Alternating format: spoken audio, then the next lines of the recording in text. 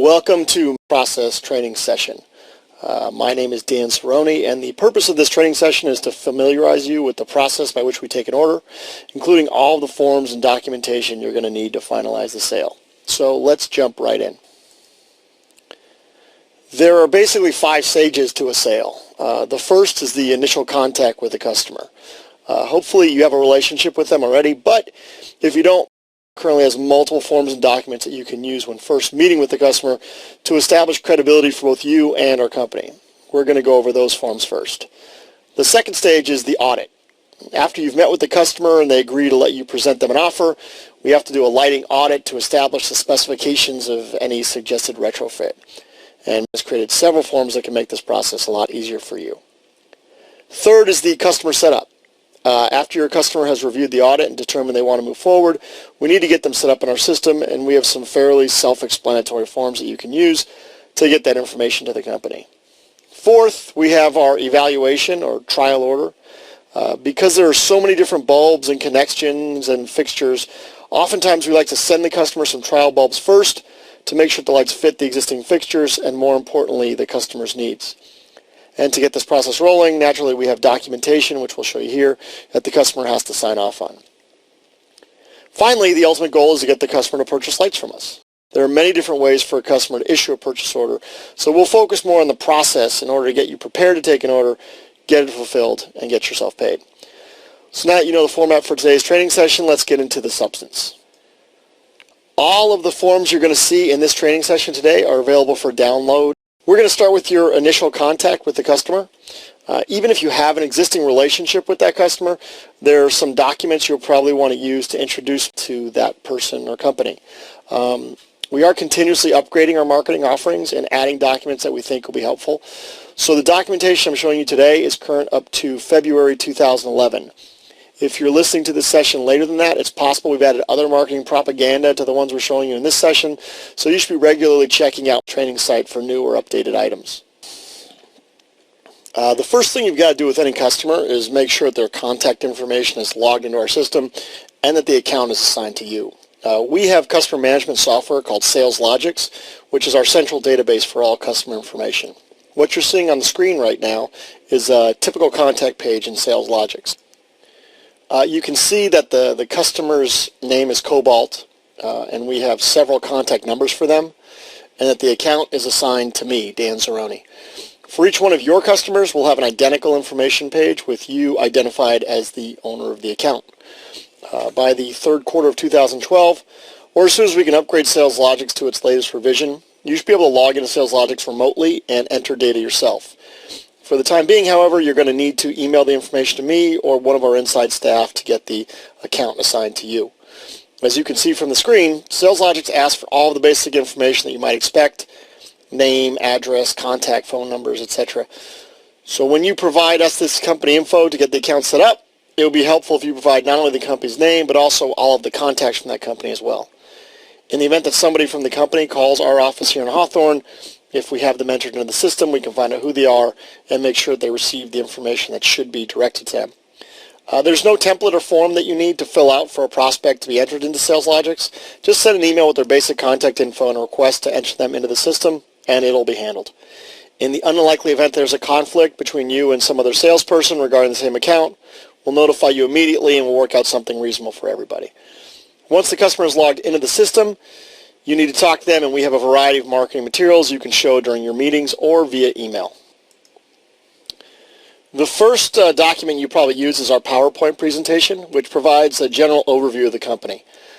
Because it is a relatively new entity that sprang out of a larger organization, we talk about both, which has been around since 1975 and does about $80 to $100 million per year in sales. We want to establish it as financially strong, but we really can't do that yet unless we rely upon its relationship with ZI, which is what we do in this PowerPoint presentation. However, when you are representing, please be aware, though, that a lot of the information in this PowerPoint does refer to Cerrone Industries. So we don't want to be accused of misleading the customer in any manner. We've laid out the information in a way that clearly indicates, so as long as you're aware of it, there shouldn't really be any problem. Note, however, this is a fairly long PowerPoint, and it goes into a lot of detail regarding the history of the company. It might not be entirely necessary in some situations, but If you have a customer who is leery of purchasing from us because they've never heard, this will certainly be helpful in showing them that they're dealing with a large and credible organization. If you don't feel that a long PowerPoint is necessary, you can provide the customer with a condensed 4-page marketing piece we've put together, which talks about some basic points regarding LED lights and the industry in general. That's the document you're seeing on the screen right now. You probably won't need to go over much of this information with the customer, as it's fairly self-explanatory, but it is a good leave behind, and you should be familiar with it in case somebody asks. A real useful tool for you will be our catalog. The catalog is approximately 70 pages long and contains some basic information about most of the products that we sell. While there's some technical data, the product pages are more related to marketing than the technical specs of the product. We are in the process of creating more advanced data sheets, but as of this time we still only have pretty much enhanced marketing pieces about the individual products. Our catalog can be downloaded from the website. It won't usually be necessary for you to print it out, as you can either email to the customer or put it on a thumb drive, which is usually preferable to wasting all of that paper. If you want to print it out, you should put it into a nice presentation folder, which you can probably pick up for $1 or $2 at your local Office Depot. But if you are printing it because you think it'll make an impression on the client, that's fine. But I wouldn't take more than 1 or 2 to a client. It's a waste of paper, and you'll probably get more mileage from emailing it anyway. The next marketing document that you might want to bring with you to a client meeting are case studies. The particular one you're seeing on the screen identifies 3 different locations that have received lights and gives a brief but persuasive breakdown of the energy savings obtained by the customers. These case studies hold tremendous weight, and customers tend to be impressed with them, so you should know and understand these numbers in case the customer asks. It is likely that many, if not most, if not all of your customers will not have heard. We're still a new company, and we don't have much national recognition at this point. Accordingly, many customers will want to talk to other customers to make them feel more secure about the credibility of our company. This particular document contains 5 different references from extremely large, extremely well-known companies like Raytheon and John Paul Mitchell. Also, you'll note that these companies listed on the sheet are located all over the country, which should make your customer comfortable and is capable. The next flyer comes from our financing partner, Graybar. 2 different financing institutions to assist customers with financing. The primary company, however, is Graybar, which provided us with the flyer you're now looking at, although we also use Marquette Financing, who we call when Graybar turns down an application. These companies are not legally or contractually affiliated at all. They are third-party companies that we work with and we believe can provide a benefit to us. Please, please, please do not tell your customers that they're responsible for financing or will have any decision-making authority regarding the financing application. The entire process is run by companies. We do assist the customers in filling out the application, and we're in touch with the financing companies, but that's the extent of our participation. The flyer you're looking at on the screen right now simply gives a little information related to the availability of financing and how the program works, and that usually should be enough for you until the client is ready to pull the trigger on financing, at which point it's probably best for them to speak with Graybar or Marquette directly. When your customer has made the decision to apply for financing, we do have an application for them to fill out, which you see on your screen right now. Not really much to go over here, as the requested information is pretty self-explanatory, and it's likely your clients have seen these types of forms many times in the past. Just simply be aware that we have this form, and when they're ready to go, you can forward the same to them immediately. One of the competitive advantages is the manner in which the information is presented to our customers. The energy audits that we provide are in virtually every instance vastly superior to what they're receiving from our competition, both in the depth of information provided and the simple, easy-to-understand layout. Our audit provides tons of useful information in a way that is extremely persuasive, and thus it's probably a good idea to get an audit in front of your customer as soon as possible, so they understand that we're not selling them just light bulbs, we're selling them a solution that will make them more energy efficiently and ultimately save them money and possibly even put money in their pocket. While that's easy to say, and a lot of our competitors do say it, it's not easy to prove. So when you have the chance, walk them through a sample EEA to give them an idea of what we do. If you haven't already watched it, our first training class includes a session devoted entirely to the EEA and the information presented in it. So go back and watch that video if you're not familiar enough with the energy audit to discuss it in detail with your potential customer. That's it for our marketing collateral as of February 2012. As I said at the outset of the session, we're continuously creating new marketing materials to enhance our image and provide the customer with additional information. So make sure that you check in with the home office frequently to find out what we've got in production. Also, if you make suggestions, we can oftentimes put together some particular piece that will appeal directly to your customer. Also note that all new collateral is going to be posted to this training website for you to download as soon as it becomes available. Remember, the goal of your initial contact with a customer is to get them to agree to an audit. If you perform an audit and present the information we have and show them the unbelievable benefits they'll receive with our LED and induction lighting products, you have an excellent chance of getting the deal. You just need to get them engaged and listening to you. Hopefully, with all of the materials we've showed you so far, that won't be much of a problem. Now let's talk about the audit itself. We've already provided a training session for conducting the audit, so you might want to go there first to get some background if you're not already familiar enough with the process. The purpose of this section is to just summarize the documents you'll need for the audit and make sure you have all of your materials when you show up on site at a potential customer's location. Before I talk about the documents, though, let me remind you about something. When you go into an audit, there are two things you should always have: a camera and a tape measure. No matter how many bulbs you've seen, there's some that you have not. So it's critical that you have a camera to take pictures of bulbs that you're not sure about. It's embarrassing and maybe even impossible to get back into a facility that you've already audited, so you want to make sure you can get back to them when you're not sure what bulb they have in place. Also, a tape measure is crucial. Even if we don't recognize a bulb, knowing its dimensions often gives us enough information to provide a solution. Measurements, in fact, are often more important than pictures, since many bulbs and connections look alike, and without the measurements, we can't be sure that the replacement we're offering will actually work. So there you go, a camera and a tape measure. Make sure you've always got them in your car in case you need them. Now we'll talk about the bulbs that you'll be counting. Hopefully you've already sat through the previous training course, which gives you a lot of information about the lights that are currently in the market. Or better than that, you've had experience doing other light counts. As we said before, the more of these you do, the better you get. Nevertheless, we've also created a bulb guide shown here, which gives you pictures and descriptions of the most popular bulbs you're going to see out there. As usual, this is not an exhaustive list. There are literally thousands of different types of bulbs and bases and connections. But with this list, we've probably got about 85% of them covered. So take this document along as a cheat sheet, just in case you're not sure of something you might be looking at. The lighting survey will actually be completed on the form which you see on your screen right now. This is the form you're going to be turning into our engineers and outside professionals to create the actual audit itself. The document contains fields for all the information we'll need to provide your customer so that the energy audit and the solution can fit their needs. If you're not sure how to fill this out, please go back to our previous training session, and we have a video that goes over this form in great detail. There's no reason to do it a second time. This next document is a spec sheet. What this sheet does is call out the specifications for both the bulbs that we'll be replacing as well as the replacements being suggested. Many retrofits, although requiring hundreds or thousands of bulbs, are actually comprised of only a few different types. For example, one office building had 3,800 lights to be replaced, but they were virtually all 4-foot-long T8 4500K LED tubes. In that case, we would only have two spec sheets. One that set forth the specs of the tubes being replaced, and one that provided detailed information about the LED tubes coming in. This is a critical document because it gets into the details of the bulbs as opposed to just a simple count. There's nothing worse than selling $50,000 worth of bulbs, and when they show up, we discover they're the wrong size or color or whatever. Plus, by filling this form out, it gives you the opportunity to cover yourself by having the customer sign off on the spec sheet for both the existing and the replacement bulbs.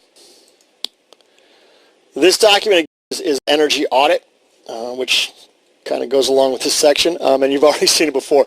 It is without a doubt the most important part of our sale, as it is almost entirely distinguishable from any other competitor in the industry. And that's why we keep showing it to you over and over and over again. When we present this document, it truly shows them we're providing a solution, not simply selling them some light bulbs. Our previous training course, as we already noted, has a page-by-page explanation of this audit, so please go ahead and take a look at that session if you need any refresher. Please note, however, this is a living document and we are constantly improving it, so early audits may not look exactly like subsequent audits.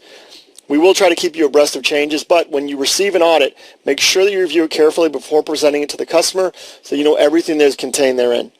Also, one final reminder, and we've said this a bunch of times again, do not email this document to your customer. Present it to them face-to-face. It loses much of its luster when you don't have the opportunity to go over it carefully with the client. Remember, this is the place where we distinguish ourselves from our competition, so you don't want to blow past it and allow the client to breeze through an email without understanding what we're trying to offer them. In order to present an accurate audit to the customer, we need copies of their utility bills. If they refuse to give them to you for whatever reason, you may want to rethink whether they're serious enough about the retrofit for you to even waste time with them. We're offering them better light and huge savings, so if they don't understand the benefits enough to take 5 minutes of their time to give you some required information, it might make sense for you to move on to the next customer. Plus, without knowing the amount that they pay per kilowatt, we can't provide them with accurate information in the audit itself. We don't know exactly how much they'll save, and we could over or understate it, both of which present potential issues to us and the customers. So in any event, please do what you can to get at least 3 months utility bills from every customer. It will make your life a whole lot easier as we move down the line towards a sale. When you are conducting an audit, you need to know about available rebates because they translate into money that your customer can access and possibly get you the deal. Surprisingly, most companies don't know much about available rebates, so if you have this information, you might have a 5 to 40% advantage over your competition. On your screen right now is website rebate page, which is duplicated from the Department of Energy's site. There's a ton of useful information here, and you should become the expert if you truly want to get a leg up on your competitors. Remember that the ultimate goal of your audit is to get the order. Currently, we provide the audit for free, when many companies would charge a lot of money to do what you have done and will do. We're not giving it away, though, for no reason. We're assuming that once the client sees what types of benefits they can get from us, they will make an order. Without the order, the audit is pretty much a waste of our time, although there are some limited marketing benefits we get from having another one out in the world. Accordingly, please don't use the audit as an end to itself. It is a means to an end, that end being a completed sale. So when you're conducting the audit, presenting the audit, or following up, don't be satisfied the customer is happy to have received it. His happiness doesn't pay the rent. Give the audit, get the order, and then you get to be happy too. Okay, now we're moving from the audit we provide to potential clients to the orders we receive from actual clients, and these are far more important. However, there are not a lot of forms necessary for this aspect of the transaction. The first one is a credit card authorization form. If your customer wants to pay by credit card, God bless them. We're happy to take their money up front. The form you see in front of you, which is part of your salesperson starter kit, it's fairly self-explanatory. Fill it out, get a signature from the customer, and we're off to the races. In the event that your customer is looking for financing, we work with 2 financing entities we've already mentioned, one called Graybar and the other called Marquette. We prefer Graybar because they have programs developed exclusively for LED lighting, so they're very familiar with our products. Additionally, they usually have an answer regarding whether or not they can provide financing within a few days, which is great for our customers. What you're looking on your screen, what you're looking at on your screen right now is a standard financing application. Your customers probably filled out many forms like this before, and it should not be too confusing. Just take a look at it, know what's required so you can get that information from your clients without too many problems. This document is a customer setup form.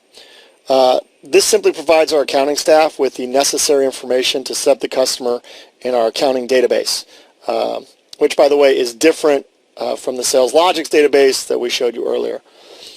And by the way, we don't need it completed if the customer's already filled out a financing application, as we can pull the data from that sheet rather than this one. But we will need either this form or the financing app before the customer can have any product shipped to them to make sure they're set up in the system correctly and we're shipping and billing the right place.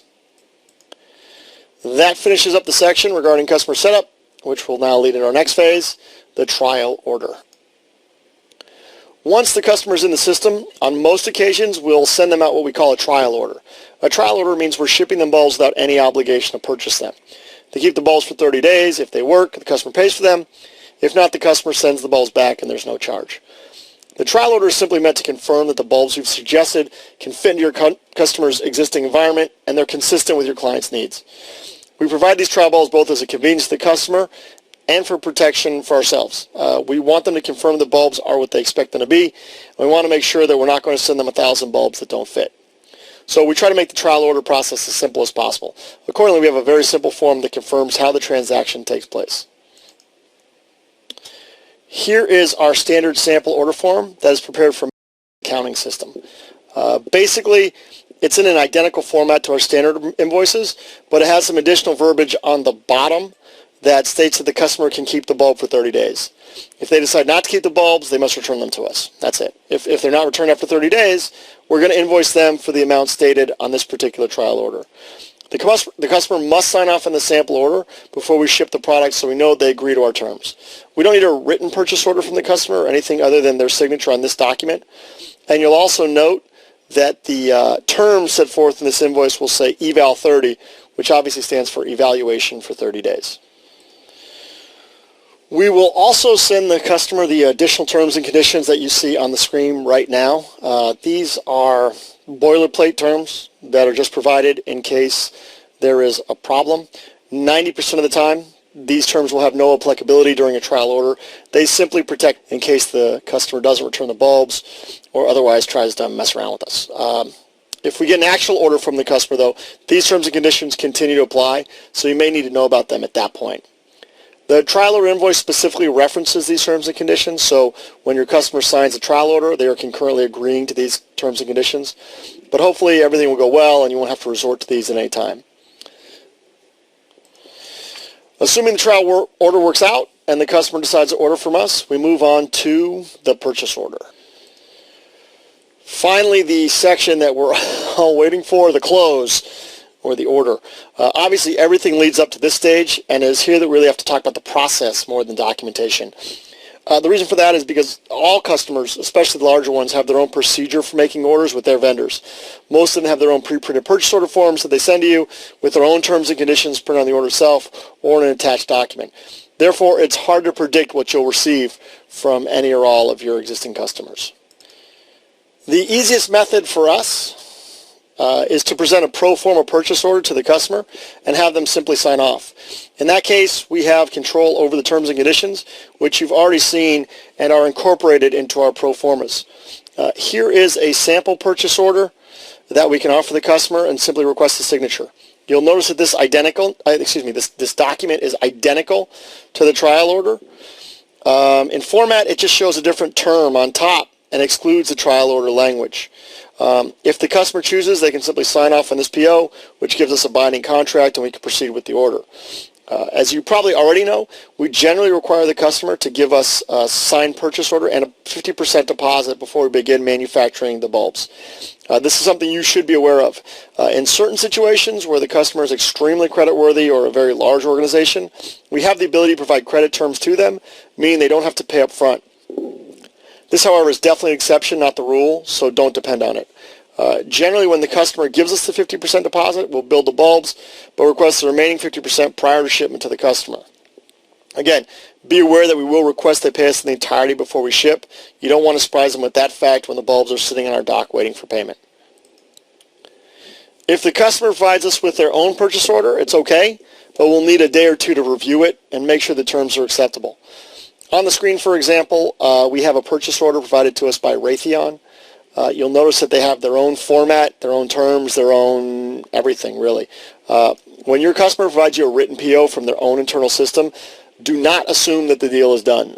Customers may include terms and conditions on their own orders, which are not acceptable. So when you receive it, be aware that we may have additional negotiations required before finalizing the transaction. Try to discuss with the customer the method they want to issue the purchase order before you actually get the document. If they're going to use their own forms, try to have them include as many standard terms and conditions in order to reduce the possibility that there will be an issue. The most important terms, obviously, are payment method and delivery. If the customer agrees to pay a 50% deposit to commence manufacturing and 50% before we ship, plus they agree on our proposed date of delivery, that's 80% of the work right there. Still, you should pay attention to these terms and conditions as early as possible during the sales process, so you don't spend a tremendous amount of time and energy getting to the order and then finding out they refuse to agree to conduct the sale. Nevertheless, once we have an agreed upon written purchase order, your role is now complete. We process the order and we either begin manufacturing the bulbs or ship them out from our warehouse. When we ship the products, we create a picking list like the one you see on the screen, which shows the bulbs that are being shipped out, where they're going, and the shipping method. This is an internal document, but notifies our product managers that the lights have shipped out.